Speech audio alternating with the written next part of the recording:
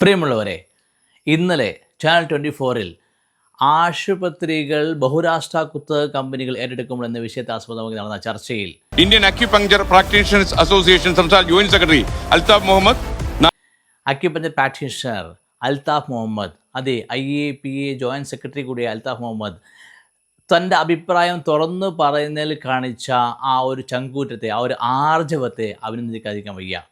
എന്ന് വെച്ചാൽ ചികിത്സാ മേഖലയിലെ അസംസ്കൃത വസ്തുക്കൾ എന്നുള്ളത്, റോ മെറ്റീരിയൽ എന്നുള്ളത് മനുഷ്യരാണ്, മനുഷ്യ ജീവിതമാണ്.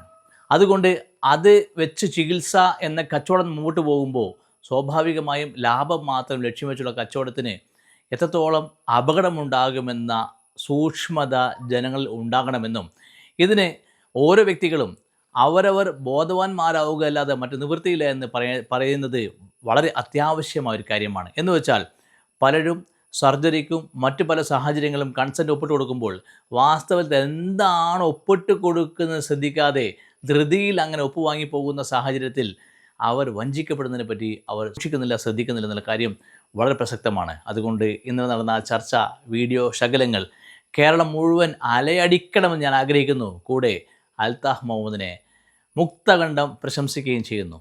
Thank you.